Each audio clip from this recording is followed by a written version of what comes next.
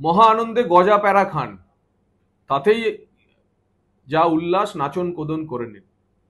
কারণ সরকারি কর্মচারীরা ডিএ পাচ্ছেন না। মমতা বন্দ্যোপাধ্যায়ের সরকার সিদ্ধান্ত নিয়েছে সুপ্রিম কোর্টের নির্দেশ দেওয়ার পরেও বকেয়া 25% ডিএ তারা দেবে না, এবং তার জন্য নানা অজুহাত ছল চাতুরি করা শুরু হয়ে গেছে। নবান্নের যে খবর পাওয়া যাচ্ছে এবং যা সিদ্ধান্ত হয়েছে, মুখ্যমন্ত্রীর নানা ধরনের এখন যে উপদেষ্টা আছেন, সেই উপদেষ্টা এবং কয়েকজন আমলা তাকে বলার চেষ্টা করেছিলেন যে ডিএটা দেওয়া হোক, কিন্তু তিনি মুখের ওপর বলে দিয়েছেন আমার ভাতা চলবে, ডিএ চলবে না, ডিএ আমি দেব না। এবং এর পরিপ্রেক্ষিতে 26-27 জুন সুপ্রিম কোর্টের বলে দেওয়া 6 সপ্তাহের সময়সীমা শেষ হচ্ছে আর মাত্র 3-4 দিন পর। এবং কি কৌশল নিয়েছে রাজ্য সরকার? রাজ্য সরকার আবার সুপ্রিম কোর্টে যাবে। রাজ্য সরকার আবার গিয়ে বলবে যে রিভিউ করুন হুজুর, ডিএ দেওয়ার আর্থিক সংস্থান নেই। যদি সুপ্রিম কোর্ট না শোনে, সুপ্রিম কোর্ট না শুনলে তারও বাহানা প্রস্তুত করা হয়েছে।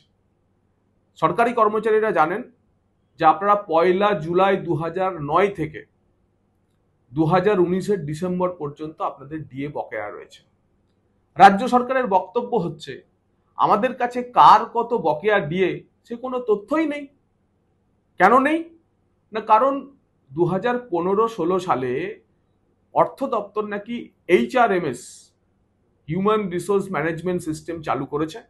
তাতে প্রত্যেক সরকারি কর্মচারী, স্কুল কলেজের শিক্ষক, পঞ্চায়েত পুরো কর্মচারী, তাদের বেতন অনলাইনে দেওয়া হয়ে গেছে। তার ফলে অফলাইনে যে কাদের কত বেতন ছিল তার যে ক্যালকুলেশন 2015-16 থেকে, তার আগে 2009 থেকে 2015-16 পর্যন্ত কোনো হিসেব নাকি অর্থ দপ্তরের কাছে নেই। তাই তারা ডিএ ক্যালকুলেশন করতে পারছেন না। কিভাবে ক্যালকুলেশন করা সম্ভব? না, ইন্ডিভিজুয়াল সরকারি কর্মচারীদের যদি সার্ভিস বুক দেখা হয়, সেই সার্ভিস বুক থেকে ধীরে ধীরে ধীরে ধীরে প্রায় 8-10 লক্ষ কর্মচারীর সার্ভিস বুক থেকেই একমাত্র ডিএ ক্যালকুলেশন করা, বকেয়া ক্যালকুলেশন করা সম্ভব। খরচ 10,000 কোটি টাকা। এই 10,000 কোটি টাকা বাঁচানোর জন্য এখন সরকার সুপ্রিম কোর্টের কাছে গিয়ে নাকি বলবে যে আমাদের হুজুর ডিসেম্বর 2025 পর্যন্ত বা মার্চ 2026 পর্যন্ত সময় লাগবে, কারণ এই ডিএ ক্যালকুলেশন করতে হবে। 2009 থেকে 2015-16 পর্যন্ত কোনো হিসেব আমাদের কাছে কোথাও নেই, কোনো জেলায় নেই, কোনো স্কুলে নেই, কোথাও নেই। এই হচ্ছে আর এক ধরনের প্রতারণা।